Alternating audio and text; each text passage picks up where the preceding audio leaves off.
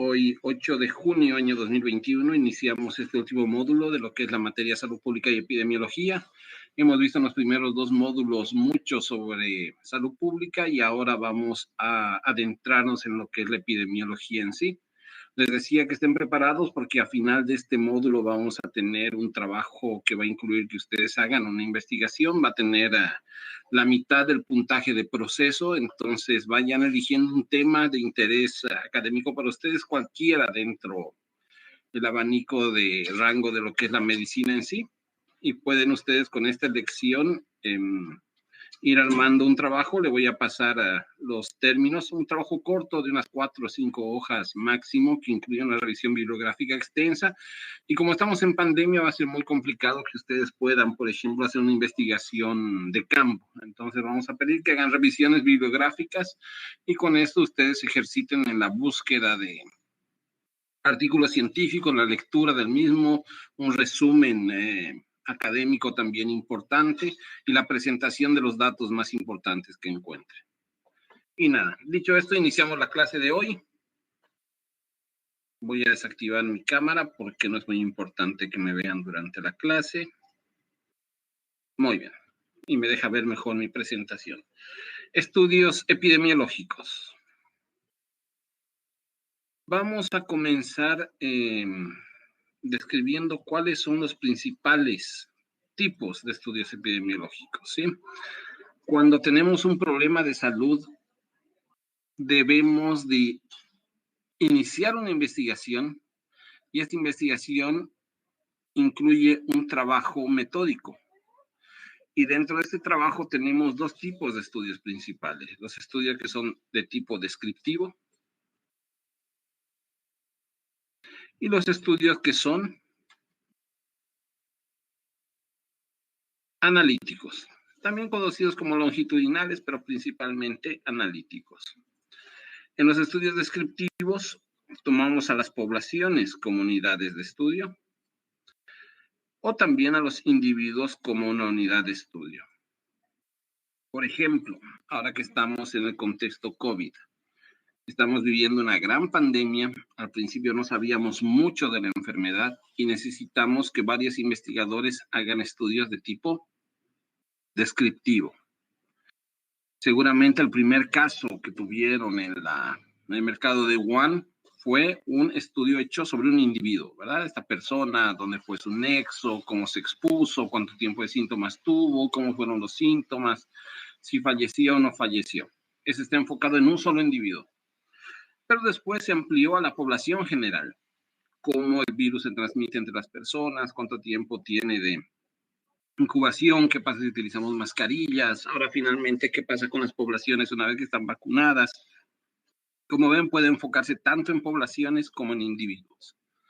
Y los descriptivos en general se utilizan cuando no sabemos mucho de la enfermedad, cuando recién estamos comenzando a, como dice su nombre, describir la patología. Y después tenemos los estudios analíticos, que pueden ser estudios observacionales o estudios de intervención. Estos son más complejos. Generalmente son el resultado de un estudio analítico previo que va planteando algunas hipótesis que las vamos resolviendo a partir de este tipo de estudios. Por ejemplo, un estudio analítico podrá ser qué tan efectivas son las mascarillas en poblaciones, qué tan efectiva es una N95, qué tan efectiva es una mascarilla de tela, qué tan efectiva es una mascarilla quirúrgica, qué medicamentos pueden ser útiles para esta enfermedad. Seguramente se hicieron estudios analíticos sobre el plasma fresco congelado, la cloroquina, la ivermectina y todos los medicamentos que se fueron testando al inicio de esta pandemia. Y algunos pueden ser de intervención. Las vacunas, por ejemplo, es un estudio de intervención. Si vacunamos al 50% de la población, ¿qué pasa? Al 60%, al 70%, al 80%, al 90%, y así son estudios de intervención. Los descriptivos son más fáciles de hacer, los analíticos son mucho más interesantes y más, con más peso científico, pero son mucho más caros. Este es un gráfico que intenta sumariar lo que acabamos de hablar. Cuando tenemos un problema de salud o una enfermedad, la primera pregunta que nos hacemos es ¿qué y cuántos? ¿Qué? ¿Qué es esta nueva enfermedad? No se olviden que el mundo ya pasó por patologías respiratorias graves del adulto, SARS, el MERS, y cuando tenemos en vista una nueva cantidad de personas afectadas, nos preguntamos qué es lo que está causando esta enfermedad. Y finalmente, a cuántas personas afecta. Esto lo vemos nosotros todos los días en los noticieros, ¿verdad? Vemos que se reportan tantos casos de personas infectadas nuevas, tantos casos de personas que fallecieron a causa del virus. En total, tantas personas ya padecieron la enfermedad, tantas se recuperaron. Ahora tenemos un reporte más de tanto por ciento está siendo vacunado, tanto por ciento con la segunda dosis. Es decir, en epidemiología lo que nos interesa es contar. Y para contar nosotros utilizamos medidas de frecuencia. Vamos a ver más adelante algunas medidas de frecuencia, que es la incidencia, que es la prevalencia, que son herramientas importantes para conocer cómo va determinada enfermedad. Y si bien estamos centrados ahora mismo por el contexto actual mundial, en la pandemia también existen otro tipo de patologías. Llámese malaria, llámese la propia influenza, llámese el dengue. Pero como les digo, en el contexto actual, lo que más les importa a los epidemiólogos es este nuevo virus que se ha identificado como el SARS-CoV-2, causante de qué? De enfermedad COVID-19, que ha tomado un carácter global, es decir, ha afectado a todo el mundo y se ha convertido en una pandemia. Si es que no van captando algunas cosas, me avisan para que hagamos pausas o volvamos a explicar. Como les decía, nosotros tenemos dos tipos de estudios que están graficados acá. Los estudios de tipo descriptivo y los estudios de tipo analítico, también conocido como longitudinales. Cuando hacemos un estudio descriptivo, vamos a hablar sobre la distribución de la enfermedad. Lo que les decía, al inicio no sabemos mucho, nos interesa saber qué está causando el problema, cuántas personas afecta, cómo avanza entre las poblaciones, cuál es su grado de contagiosidad, cuál es su grado de mortalidad. Vamos haciendo descripción del problema. Cuando queremos conocer determinantes de esta enfermedad, hacemos analíticos, que son más complicados de hacer.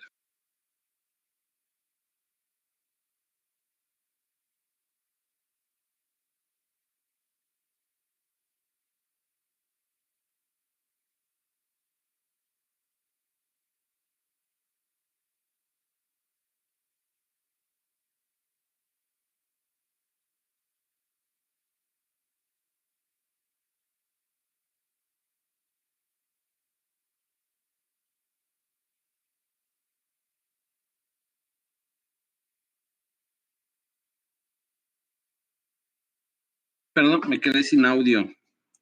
¿Me escuchan ahí? ¿Se escucha ahora como? Ahí creo que sí. Ok. Les decía, una vez que hicimos el descriptivo y conocemos cómo se distribuye la enfermedad, acudimos a los estudios analíticos, que tratan de explicar los determinantes de la enfermedad, del cómo. Tenemos una duda y esta duda se traduce en una hipótesis. ¿Alguien sabe lo que es una hipótesis? ¿Alguien podría describirme o escribir a qué nos referimos en una hipótesis en un contexto epidemiológico?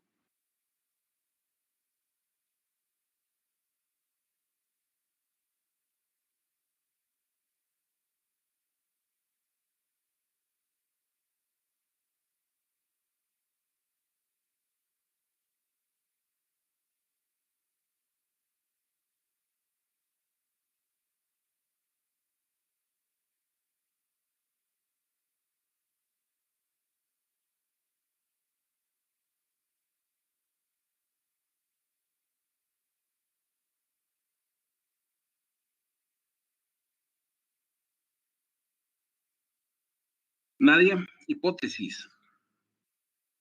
Vamos a comenzar a preguntar que estamos muy... Sospecha, podría ser. Stephanie, ¿está por ahí?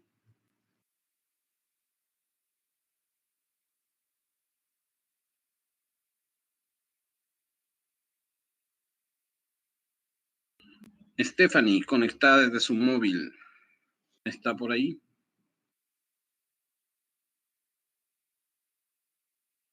Muy bien. ¿Qué piensas que es una hipótesis? Puedes utilizar el micrófono o puedes escribir en el chat. Gustavo ya nos había dicho que puede ser una sospecha, algo que nosotros sospechamos.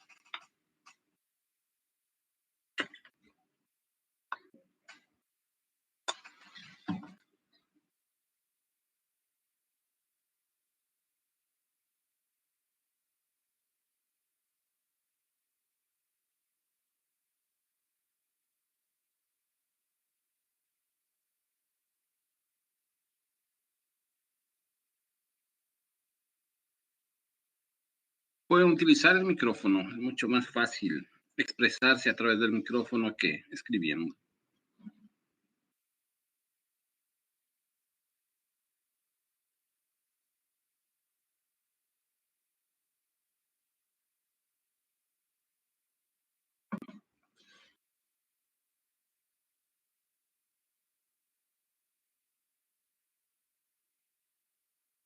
Dice la tentativa de explicación de algún problema por investigación o observación.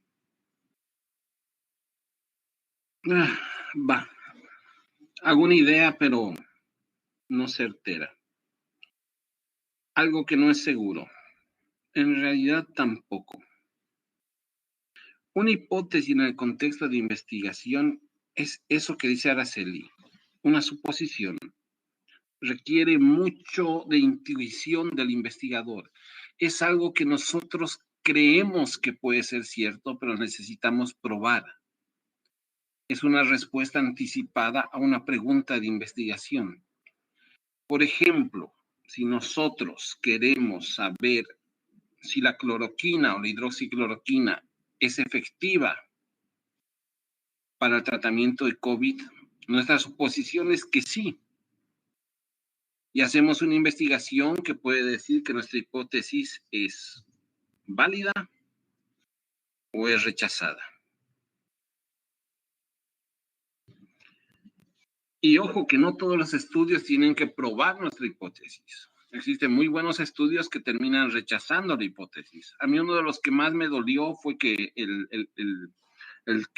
plasma fresco congelado en pacientes con COVID no tiene ningún tipo de impacto. De todo lo que se había probado, yo le tenía mucha fe al plasma fresco porque tenía una lógica y una base científica interesante. Se había utilizado en pacientes con ébola en el África y finalmente y lamentablemente no tiene ningún beneficio si se compara con pacientes que no recibieron el plasma fresco convaleciente. Entonces, cuando utilizamos estudios analíticos, tratamos de saber el porqué de las cosas. En los descriptivos hacemos eso, describir quién, dónde y cuándo. Habíamos dicho que los descriptivos son más fáciles de hacer y los analíticos tienen un problema que son más caros.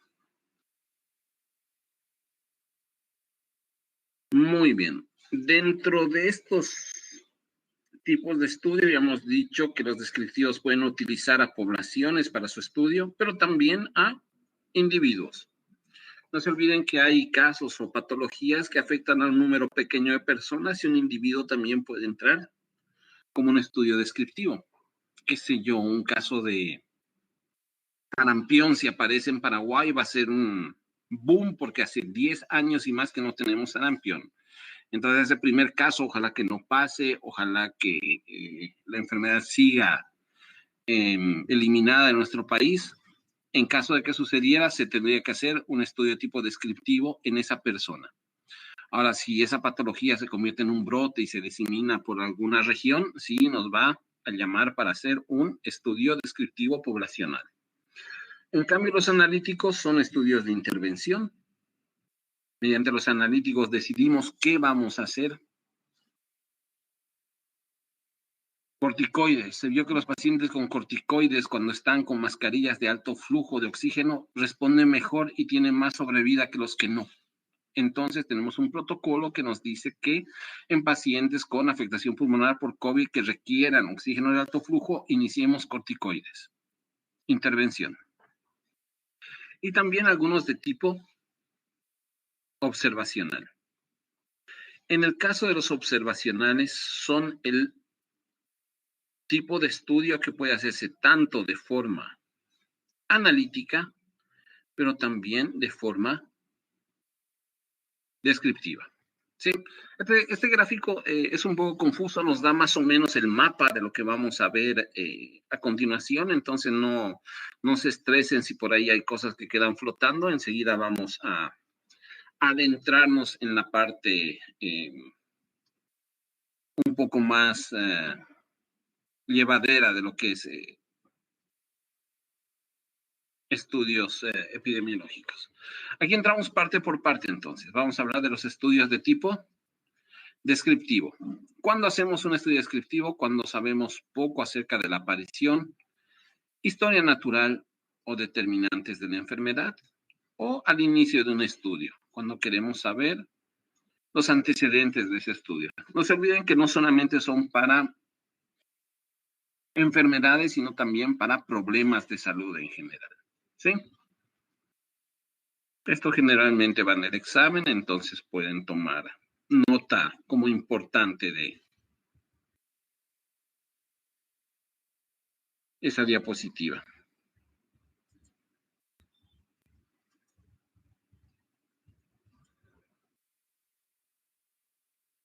¿Cuáles son los objetivos de estos tipos de estudio? Identificar casos de la enfermedad, estimar su frecuencia y examinar tendencias en la población. No se olviden, COVID, noticiero, 7, 8 de la noche, ¿verdad? En el día de hoy se realizaron tantas pruebas. De tantas pruebas, tantas fueron positivas, tantas fueron negativas. Tenemos internados tantos pacientes internados en terapia intensiva. Tenemos tantas muertes. De esas muertes se distribuyeron en edades, mayores de 60 años, menores de 60 años, pero mayores de 50 años, niños. A través de este tipo de análisis de datos, lo que hacemos es describir, como su nombre dice, cómo está la enfermedad en ese contexto. Y además nos sirve para justificar estudios analíticos, para probar hipótesis. Ya dijimos que es una hipótesis, también para su examen es importante. Más específicas, ¿sí? Los analíticos nos van despertando algunas curiosidades y esas curiosidades obedecen después a un tipo de estudio analítico.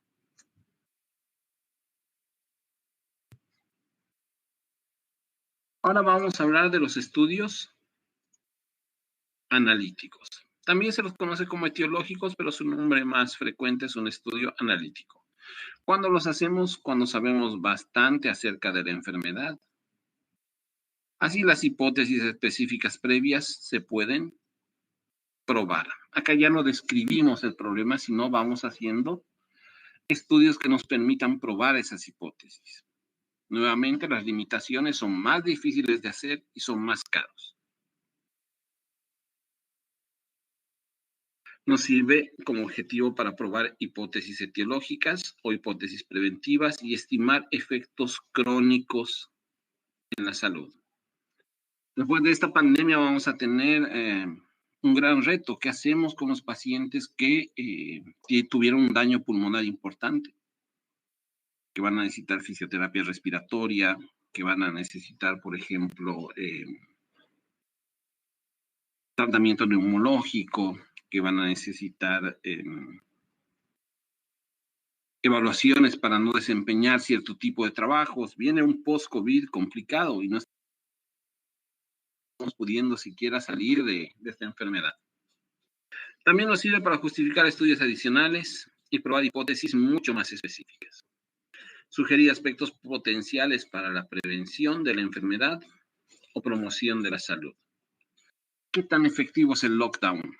Este domingo fui a dar una vuelta por Foz y estaba todo cerrado. No había dónde comer, no había nada de ocio para hacer. Y veía algunos letreros donde la gente se quejaba del lockdown. Decía uno, COVID mata, pero el lockdown también mata. Entonces, es complicado, se entiende la molestia de la gente, se entiende que dejar de trabajar y percibir un ingreso no es fácil, pero también se tiene que entender que estas medidas, por más duras que sean, son efectivas. ¿Y por qué sabemos son efectivas? Porque se probaron a través de estudios. Ahora, ¿qué tan efectivas fueron? Todos los datos que se susciten en este contexto deberían ser analizados y probados para tener una idea más clara de qué tan efectivo fue. Si tenemos una siguiente pandemia, que ojalá que no pase mucho tiempo o que le toque de tarea a nuestros hijos o nietos, ellos sepan qué hicimos mal y qué se puede hacer bien, más rápido y mejor para estar más preparados la siguiente vez. Es complicado actuar en incertidumbre. No se olviden que la medicina siempre es incertidumbre. No sabemos qué va a pasar. Cada paciente es diferente, cada cuadro es diferente, cada enfermedad puede tener un comportamiento diferente. Y estos nuevos problemas emergentes que estamos sufriendo también son nuevos.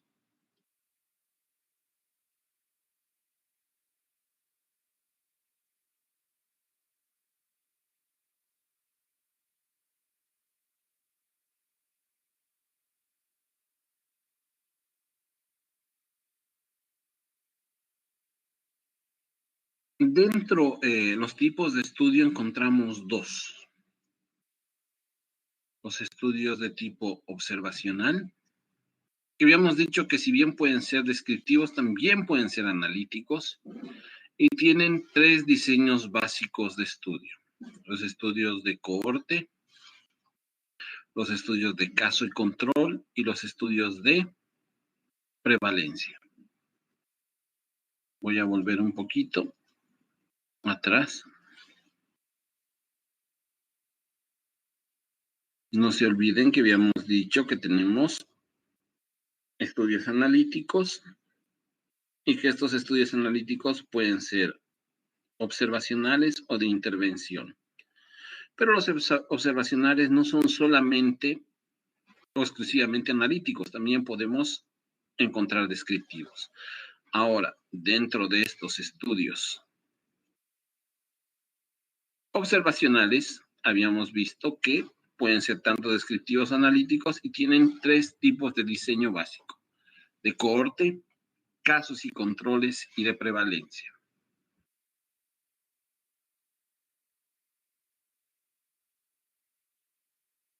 Observacionales. ¿Cuáles son las ventajas? Más prácticos y más factibles de realizar, ya que la cooperación del sujeto es menos necesaria. No necesitamos una muestra como tal o una población como tal. Sus resultados son más generalizables a poblaciones geográficas o demográficamente definidas, lo que hace que este tipo de estudios sean apropiados para establecer metas de salud pública orientadas a una determinada acción.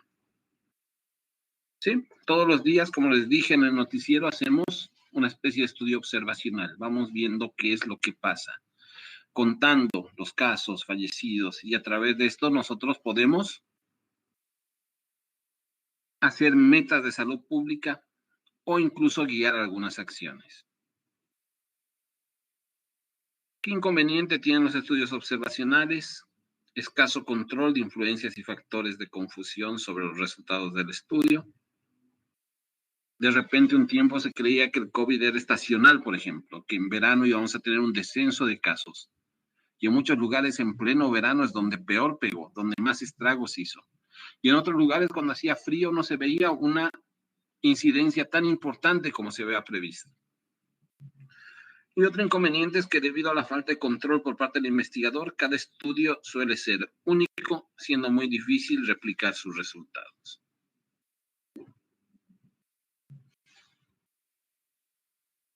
Vamos a hablar de los estudios ahora de seguimiento, o también conocidos como estudios de cohorte.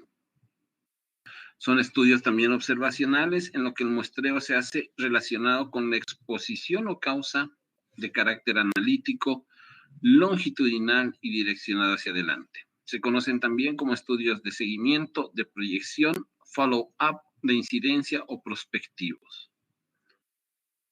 Si nosotros hacemos un estudio y tomamos el tiempo como este momento y dirigimos la captación de casos hacia adelante, hablamos de un estudio de tipo prospectivo. En cambio, si hacemos un estudio y tomamos este tiempo y hacemos el estudio hacia atrás, este tipo de estudios se denominan retrospectivos. La pregunta del millón: ¿cuál creen que son mejores, los prospectivos o los retrospectivos?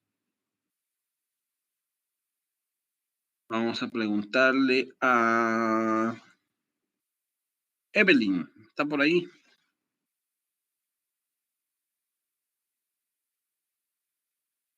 Evelyn Caroline.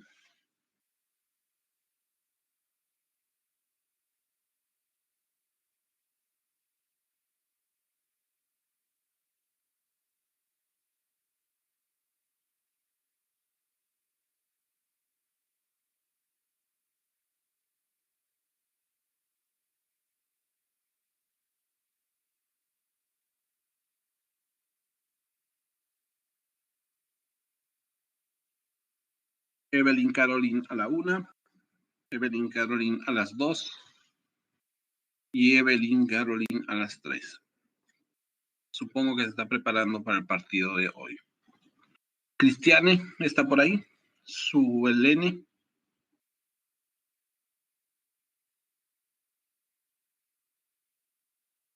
Ahí está Cristiana. ¿Cuál te parece que son mejores en términos de calidad de estudio?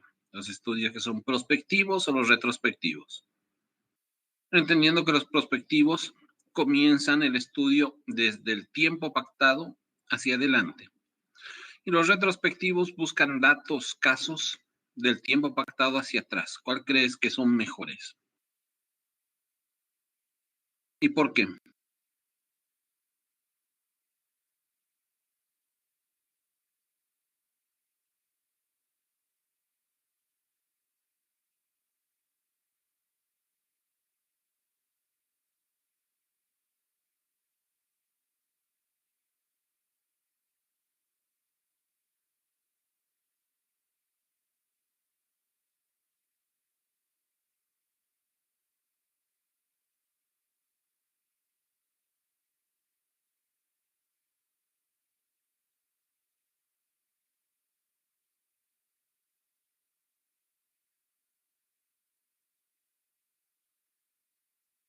O sea, los mejores serían los retrospectivos porque hacen una búsqueda de datos pasados.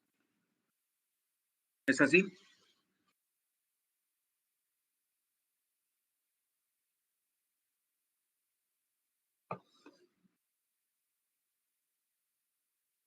Bueno, en términos de calidad de estudios, los de mayor calidad son los prospectivos, pero son más difíciles de hacer y más caros. ¿Por qué? Les voy a poner un ejemplo. Queremos hacer un estudio sobre mortalidad por COVID. En un prospectivo comenzamos nuestro estudio ahora y podemos poner nuestras condiciones ahora. Por ejemplo, vamos a hacer un estudio sobre mortalidad en COVID no quiero ser malo, pero iba a decir en estudiantes de medicina, pero no, medio macabro para plantearlo así, en trabajadores de limpieza en los hospitales, ¿sí?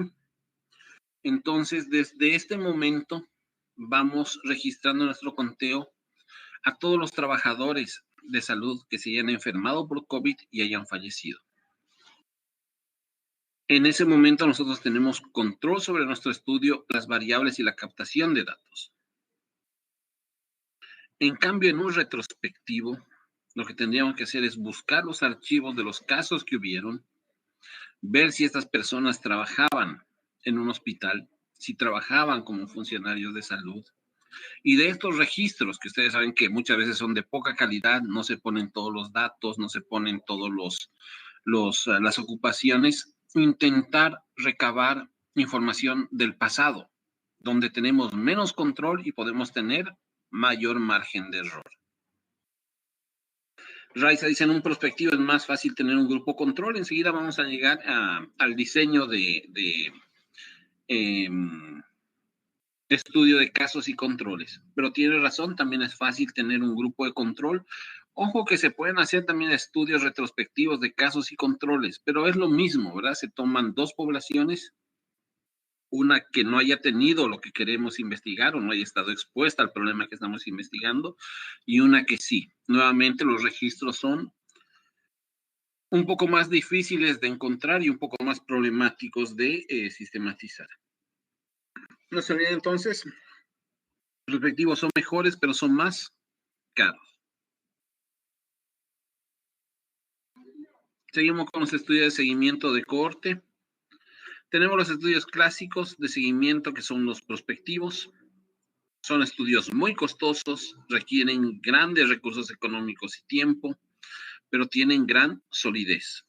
La probabilidad de que estén sesgados suele ser menor. Hay que cuidar extremadamente los aspectos del diseño y evitar sesgos, especialmente de clasificación y el sesgo de trabajadores sanos. ¿Quién sabe lo que es un sesgo?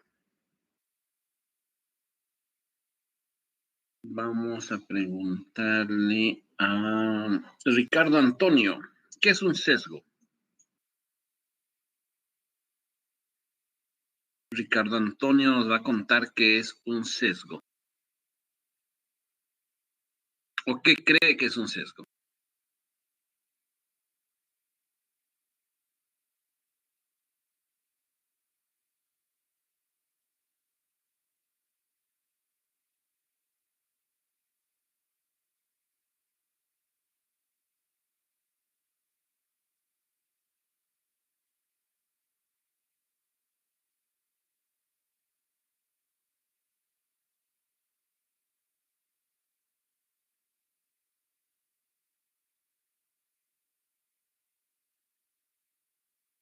Ricardo Antonio a la 1, Ricardo Antonio a las 2, y Ricardo Antonio a las 3. Bueno, ya tenemos dos compañeros que el día de mañana o el día...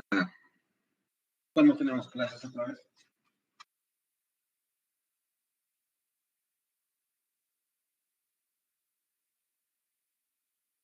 Jueves nos van a contar si estuvieron haciendo.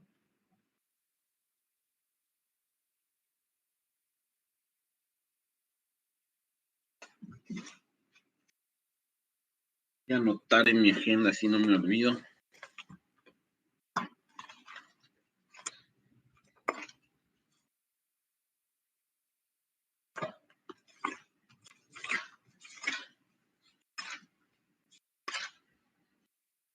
Jueves. Ricardo Antonio y es Stephanie, ¿era? No, Stephanie sí participó. ¿Quién era la otra compañera que no contestó el llamado?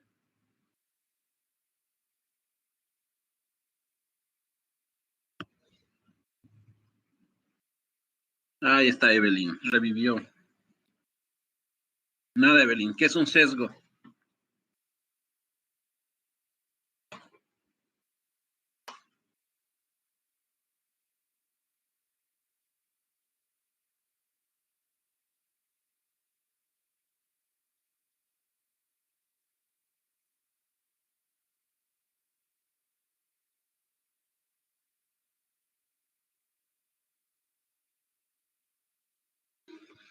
Stephanie me dice que es una proporción. Ricardo Antonio también revivió. Seguramente un mensaje ahí de WhatsApp donde dice, atiende la pantalla, el doctor está preguntando, ¿verdad? Para los dos, sesgo, Evelyn y Ricardo. Adaptaciones, no.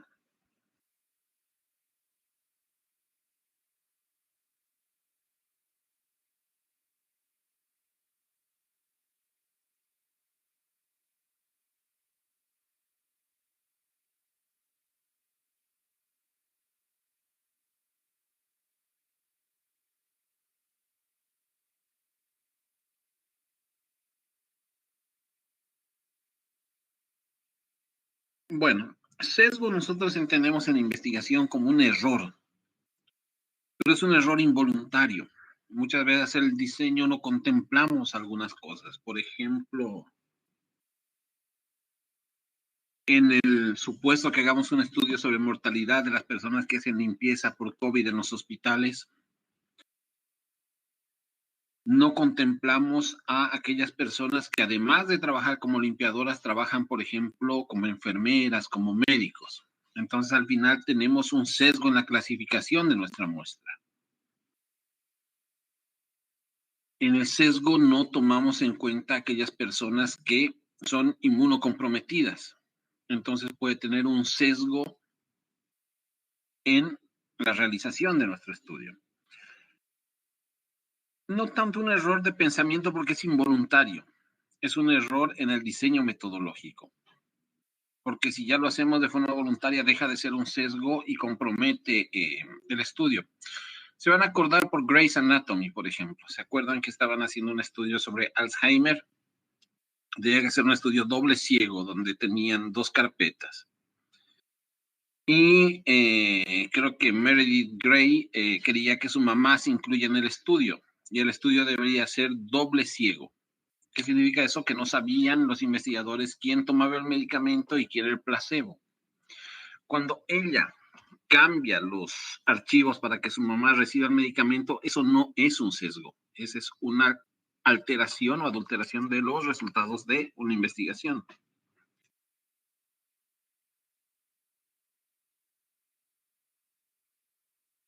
Bueno, espero que haya quedado más o menos explicado lo que es un sesgo. En el caso de los trabajadores sanos, por ejemplo, cuando nosotros hacemos nuestra investigación, podemos incluir de manera errónea a personas que si bien están en el medio no tienen la enfermedad. O el sesgo de supervivencia. En algún momento no calculamos que parte de nuestra muestra se podía morir y nuestros pacientes mueren, pero no de la causa de la que estamos investigando, sino de otro tipo de patologías. Ese es un sesgo. Muy bien, vamos a hablar de los estudios de seguimiento de cohorte. Técnica, generalmente son prospectivos. Seleccionamos una muestra de la población, medimos variables de exposición, que son los factores de riesgo que pueden estar ausentes o presentes. Hacemos un seguimiento a la cohorte, no se olviden hacia adelante, por eso es prospectivo. Medimos las variables de resultado, ya sea enfermedad ausente o presente, y eso es hacer un estudio de cohorte. ¿Cuál es lo más importante en este estudio de cohorte? La selección de una cohorte, que es una muestra de la población. Por ejemplo, queremos hacer un estudio sobre hipertensión en estudiantes de medicina y nuestra cohorte va a ser solamente los estudiantes de cuarto año, ¿sí? Y esa cohorte la vamos a seguir por el periodo que nosotros determinemos que debe durar nuestro estudio de forma prospectiva, qué sé yo, hasta que entren al internado. Ahí podemos tener un sesgo. ¿Cuál puede ser un sesgo? Por ejemplo, que muchos de los alumnos se transfieran a otras universidades. Entonces les perdemos seguimiento. Fue algo que no habíamos previsto, pero que pasó. Podemos tener un sesgo relacionado, por ejemplo, con que un grupo en específico se hizo para personas que trabajan y la mayor parte son mayores de 40 años. Entonces nuestra cohorte está alterada. ¿Por qué? Porque no es lo mismo tener un grupo heterogéneo que tener un grupo específico de personas mayores que pueden tener mayor probabilidad de tener hipertensión. Todo eso se discute cuando estamos realizando las bases para nuestro trabajo. Técnica, habíamos dicho los prospectivos, se identifica la cohorte que ha sido reunida en el pasado. Perdón, este es retrospectivo. La cohorte, este grupo ha sido reunido en el pasado. Qué sé yo, queremos hacer un estudio sobre qué especialidad eligen más los estudiantes de medicina. Tomamos nuevamente una cohorte ya reunida en el pasado, todos los alumnos de cuarto año, y les vamos preguntando qué especialidad eligieron una vez que salieron de la facultad. Todos estos datos se hicieron en el pasado, son más difíciles de gestionar. Necesitamos para esto teléfonos, número de contacto, ubicar a las personas que nos digan la verdad. Entonces, son estudios menos fiables. Recogemos datos sobre las variables de exposición en el pasado, seguimos la cohorte y recogemos datos sobre la variable del resultado. Muy bien. Para no confundirlos más ni estresarlos más, vamos a quedar acá. En la siguiente clase vamos a explicar cómo se hace el muestreo de los estudios de cohortes y cómo estos estudios se utilizan en la epidemiología. ¿Estamos? ¿Alguien tiene alguna duda, alguna pregunta, algo que quiera, que no haya quedado claro? Es un tema nuevo, no es tan fluido como era salud pública. La epidemiología se hace un poquito más compleja, vamos a decir, pero igual es importante. Lucas dice que no. ¿Alguien que tenga alguna duda, algún comentario, algo que quiera aportar?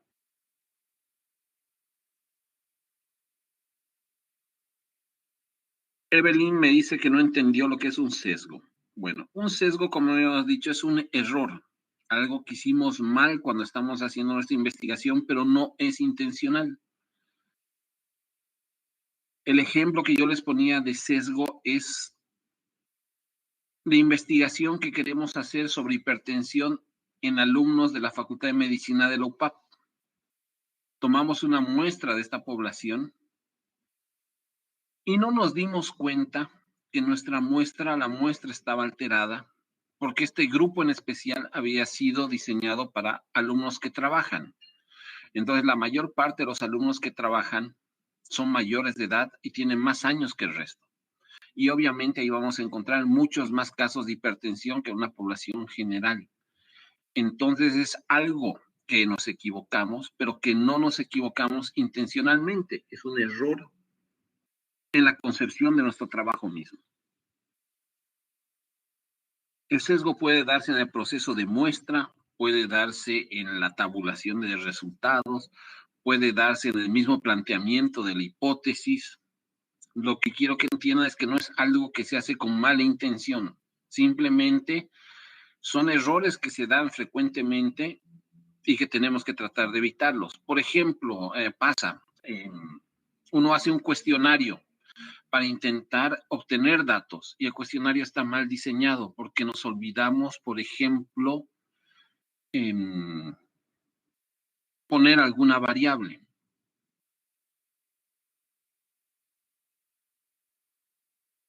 O porque no pusimos algún elemento que era clave para el estudio y que hace que los datos sean confusos.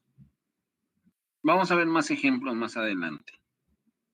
Elisandra me dice que entendió. ¿Alguien tiene alguna duda, alguna pregunta más?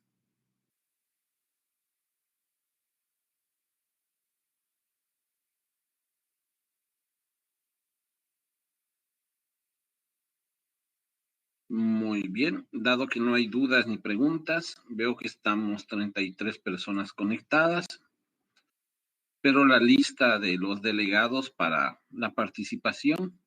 Y nada, nos vemos el siguiente jueves entonces. Que estén bien, vayan pensando en un tema de su interés para hacer una pequeña investigación, una actualización de algún problema que les interese la medicina. Puede ser cualquier tema de la medicina, desde anatomía y lo que son huesos de la mano hasta COVID-19 y el último tratamiento disponible. ¿Estamos? Nos vemos en la siguiente clase. Cuídense mucho. Hasta el jueves.